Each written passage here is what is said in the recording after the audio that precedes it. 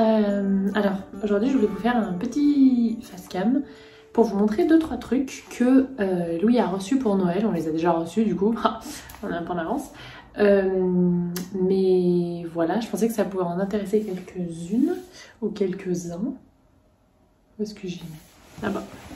Ah oui, je voulais vous profiter pour faire un petit retour sur mes cheveux. Je voulais vous remercier hier pour vos messages, j'ai eu pas mal de réactions. En fait, j'ai les cheveux bouclés depuis tout le temps, mais simplement je sais pas les coiffer, donc c'est vrai que j'ai appris dès le plus jeune âge à les lisser. C'est très triste. Dans ma famille, les femmes n'ont pas les cheveux bouclés, donc c'est vrai que personne m'a appris. Mais j'y travaille beaucoup. Je suis maintenant des comptes qui s'appellent La Belle Boucle, La Petite Gabi, Oranek aussi, elle en parle un petit peu. Et une nouvelle marque qui s'appelle Les Secrets de Loli. Et voilà, j'ai commencé pendant ma grossesse à m'y intéresser un petit peu parce que je me suis dit si j'ai une fille, elle va avoir les cheveux bouclés, noirs comme moi, épais, tout ça, parce que moi et son père du coup c'est la même chose. Et puis du coup bon bah j'ai eu Louis, mais j'avais envie que si j'ai une fille, bah, qu'elle sache se coiffer et qu'elle soit fière de ses cheveux bouclés, parce que moi pendant des années j'ai pas du tout été ni fière ni heureuse, ni j'aimais mes cheveux bouclés, et maintenant j'aime bien. C'est juste voilà, pour le moment je sais pas faire, j'ai pas encore pris du coup le temps. J'avais commencé pendant la grossesse et là bon bah j'ai un peu abandonné quoi. Mais un jour je tiens bon. En fait ce qui se passe c'est que mes boucles en fait ça fait 10. Et j'ai vu quelques tips déjà, La Belle Boucle elle en donne. Et aussi, là ça va parce que je suis en intérieur, mais dès que je sors, pouf, ça triple de volume et ça frisote. Et aussi parce que mes cheveux sont abîmés d'années de lissage, on est bien d'accord. Et du coup, voilà, souvent bah, quand je vais au boulot, je lisse tout. En plus je lisse avec un Steampod qui fait des baguettes, ça bouge plus. Ça me garde quand même le volume parce que j'ai pas mal voilà, j'ai une bonne finiasse, mais je conseille pas sur les cheveux fins parce que ça casse tout le volume sinon. Et voilà, mais j'y travaille, promis, et si c'est des choses qui vous intéressent, mon petit parcours, je vous ferai des vidéos pour le futur, mais c'est vrai que pour le moment j'ai pas du tout le temps de me pencher là-dessus. Mais là, comme je suis à la maison, et ben voilà quoi, hein, je vais laisser un peu. Bon bref, tout ça pour vous dire que donc, j'avais 2-3 trucs à vous montrer. En fait, mes parents voulaient offrir des cadeaux de Noël à Louis, et donc moi, nous, on a besoin de rien. Donc je dis bon, il faudra un truc utile, qui fasse plaisir, que on peut pas s'offrir nous dans le sens où, voilà, c'est un petit peu spécial quand même, parce que ça leur faisait plaisir. Et j'avais vraiment pas d'idée. Les parents de mon mari vont nous acheter une chaise haute pour la diversification alimentaire dans quelques mois, parce que c'est l'occasion, du coup ça va nous servir. D'ailleurs je suis en train de chercher sur le bon coin la référence que je cherche. Bref, du coup j'ai dit à mes parents, bah, si vous voulez, on s'est lancé là-dedans, est-ce que ça vous dit de faire ça pour Louis, voilà, des choses que j'avais repérées pour la diversification alimentaire. Et donc ça leur a bien plu l'idée. Il y a 2 marques, une marque française, une marque anglo-saxonne britannique. Les 2 marques, c'est des petites compagnies qui ont lancé en fait des accessoires de diversification alimentaire adaptés aux enfants. Et un peu inspiré de la pédagogie Montessori, c'est-à-dire des choses, qui favorisent l'autonomie. Première marque, c'est une marque française, ça s'appelle My Little Fox, c'est fait en France, et c'est éco-friendly, il n'y a pas de plastique dans le colis. Je l'ai pas ouvert avec vous, je l'ai ouvert avant. Et j'ai commandé, donc ça c'est mon père qui nous a fait ça, je lui ai commandé du coup plusieurs choses. La première, c'est une petite cup. C'est rigolo, tout le monde a pensé que c'était un Oya quand je l'ai posté sur Instagram. C'est une petite cup en fait, donc adaptée, vous voyez, à la dimension des enfants, donc un petit gobelet. Et en fait, au tout début, on peut utiliser l'embout anti-goutte. En fait, l'enfant va pouvoir boire à travers. Alors c'est pas pour tout de suite, hein, on est d'accord que je prends beaucoup d'avance là. Hein. Surtout qu'à l'été, l'enfant en général, il boit surtout le lait de la maman pour s'hydrater. Mais voilà. C'est pour de l'utile. Moi, des cadeaux pour faire des cadeaux, c'est un vrai problème pour moi et pour l'espace aussi, parce que j'habite en centre-ville dans un appartement, j'ai pas une grande maison. Du coup, voilà. Et en fait, le système est anti-goutte. Du coup, ça peut pas couler. Puis alors, avant qu'il arrive à enlever ça, il arrive par contre le trimballer partout. Et il a juste à se servir de l'embout pour boire. Et puis quand il sera plus grand, on enlèvera ça, il se servira comme gobelet. Il y a des enfants qui passent directement par le gobelet. On verra. Moi, je me dis dans le doute. Donc My Little Fox, j'ai commandé ça. Ensuite j'ai commandé une petite assiette, donc en silicone, je ne me souviens plus exactement la matière, mais c'est safe pour les repas, avec la cuillère tac tac tac personnalisé. Trop chou, mon père était trop content. Et une ventouse du coup pour voilà que ça parte pas de partout. Et puis si ça tombe, ça casse pas. Et le dernier que j'ai pris, c'est la même chose mais en format bol, donc pour plus les purer, même si là encore au début ça va pas être ça. J'ai d'ailleurs acheté des cuillères Num Num, je sais pas si vous connaissez. C'est des cuillères toutes plates avec des trous à l'intérieur. C'est plus facile que mettre une cuillère, là faut mettre dans le bon sens. Donc ça, ce sera vraiment pour la deuxième étape de la dédiversification. Et donc voilà, c'est un petit bol comme ça, donc là c'est un peu plus simple pour choper la purée. Et pareil, même principe, silicone, adhésif, etc. Et elle aussi, elle est personnalisée. Donc ça c'est vraiment, j'adore ce site. Ça fait un moment que j'avais repéré ces marques, genre je les avais mises en enregistré quand j'étais enceinte, puis je me suis dit on verra, parce que forcément c'est pas, voilà, c'est pas de la vaisselle classique, ça coûte un petit peu plus cher. Du coup, voilà, c'était l'occasion parce que mon papa voulait faire un cadeau. Du coup, ma maman, c'est pareil. Je lui ai dit exactement la même chose. J'ai repéré une marque, c'est une marque anglo-saxonne. Ça s'appelle Baby Booster. Je vous mets le nom. C'est une nana qui a 3 enfants, qui a lancé sa marque anglo-saxonne. J'ai commandé un petit récipient à snack. Donc avec un embout où l'enfant peut rentrer sa main dedans. Nous, c'est un peu difficile. Donc on peut mettre des snacks, des fruits, etc. frais. Il y a une petite opercule ensuite pour mettre au frigo. Il peut se tenir son truc comme ça pour un pique-nique ou même une sortie ou autre, un petit goûter, etc. Il y a aussi l'idée derrière, les anglo-saxons, ils snackent beaucoup des crackers, des trucs comme ça. Et c'est vrai que les enfants, si vous mettez là-dedans, ils voient pas la quantité. Donc il va manger 3, 4, il va y avoir le sentiment de satiété. Alors que des fois, un enfant, vous lui donnez le paquet parce qu'il veut absolument le paquet, et en fait, il va manger tout le paquet alors qu'il n'a pas faim, mais il voit qu'il y en a plein. Là, il voit pas trop combien il y en a à l'intérieur. Donc, je pense que c'est un peu adapté à la nourriture anglo-saxonne. Mais j'ai beaucoup aimé le principe. Et en plus, ça se replie. Et du coup, j'essaie de faire vite parce que en fait, aujourd'hui, on a un vaccin à faire pour Louis. C'est l'angoisse parce que le dernier, c'est assez mal passé. Enfin, c'est mal passé. Moi, ça m'a traumatisée. Et en plus, il a fait de la fièvre, tout ça, machin, tout ce qu'il faut, voilà. Voilà. Donc depuis hier, on tente l'homéopathie et puis là, on verra comment ça se passe. En fait, le premier vaccin, on l'a mis au sein parce que ça a un effet un petit peu antalgique, mais je pense que maintenant, je vais pas faire ça parce que quand il m'a regardé en se raidissant, en hurlant, genre c'est toi qui me fais ça là, j'ai un peu mal pris. Du coup, je vais peut-être lui donner le sein juste après pour l'effet antalgique. Et pendant le vaccin, il existe des compresses de sucre qu'on peut mettre dans la bouche des enfants.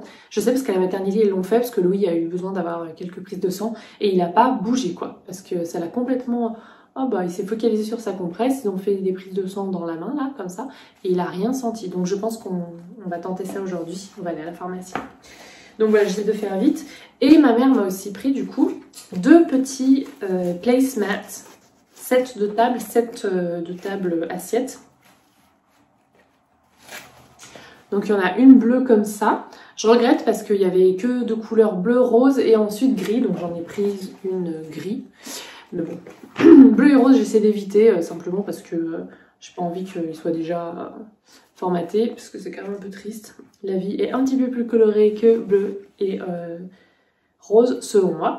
Donc voilà, donc pareil, ça a un effet, alors c'est moins ventouse que ça par exemple, mais ça a quand même un effet quand vous le passez sur une chaise haute, par exemple, sur une plaquette, une tablette. Et voilà, là vous pouvez, là on est vraiment sur la deuxième voire troisième étape de la diversification alimentaire. Donc voilà, eux aussi viennent avec des petits filets, il n'y a aucun plastique dans l'emballage. Et du coup je vais les utiliser pour arrêter de perdre les chaussettes. Et oui, parce que les petites chaussettes de Louis, je les paume dans le... Voilà, elles deviennent toutes seules. Le mystère des chaussettes qui sont dépareillées intervient très rapidement dans la vie. Et j'ai déjà des problèmes comme ça. Et j'ai beaucoup d'entre vous qui m'ont dit sur Instagram d'adopter des petits filets. Et bah du coup je vais réutiliser ceux-là. J'enlèverai juste le carton. Donc voilà pour ce que je voulais vous montrer pour aujourd'hui, parce que je sais que ça peut intéresser certaines personnes. Et moi je pense qu'il y en a qui m'ont déjà demandé est-ce que tu as une liste de choses pour Louis pour Noël. Et ben du coup là j'ai pris ça. Voilà. Il y a une dernière chose que je vais vous dire. J'ai une abonnée, mince je me souviens plus son nom. qui m'a dit est-ce que tu pourrais nous faire une liste de petits créateurs comme ça pour des idées de cadeaux de Noël, des choses que t'aimes bien, autant pour enfants que pour adultes. Et ben déjà ça je trouve que c'est une superbe idée suivant voilà, pour des enfants qui sont déjà en diversification alimentaire ou qui vont bientôt le devenir. Voilà, c'est un peu inspiré voilà, de la pédagogie Montessori où on essaye de favoriser en fait l'autonomie de l'enfant au maximum en fait. Voilà, bon bah j'y vais. Souhaitez-moi bonne chance pour le vaccin. J'espère que demain j'arriverai à filmer suffisamment. Mais si c'est comme la dernière fois, parce qu'en plus c'est un vaccin qui est non obligatoire, en fait on fait la méningite B.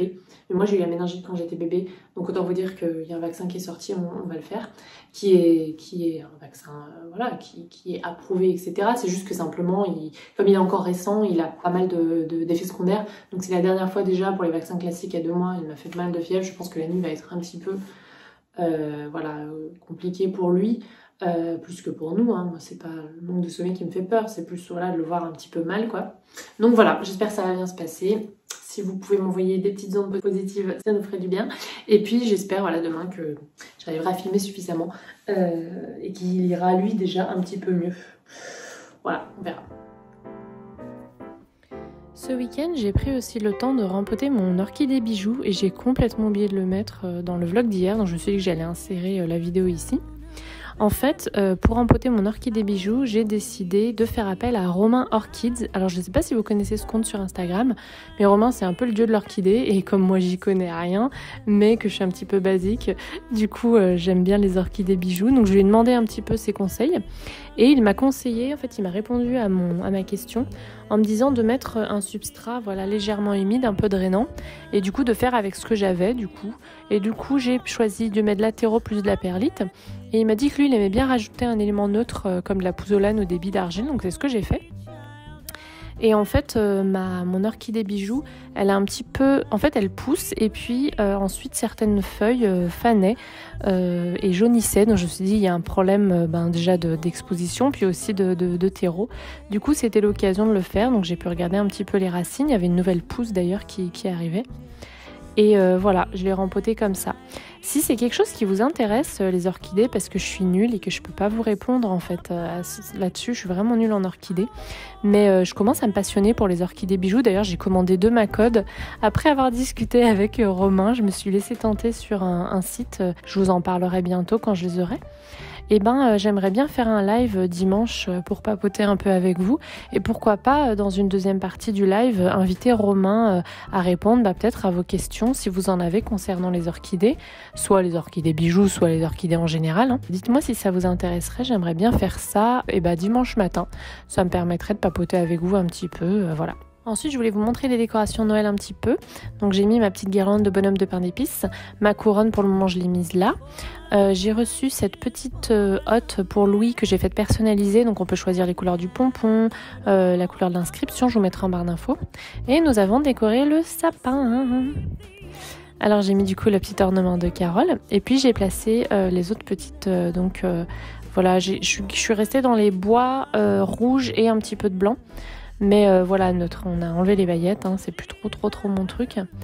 Et notre petit sapin, je le trouve trop chaud, on voit bien. Il y a une guirlande lumineuse, je vous la montrerai allumée la nuit, si j'arrive à filmer ça peut-être demain. Mais je suis bien contente du résultat. Du coup, devant la baie vitrée, on le voit bien, c'est cool. Et puis j'ai mis un petit tapis dessous, le faux tapis mouton Ikea qui passe en machine. Et pour poser les futurs cadeaux.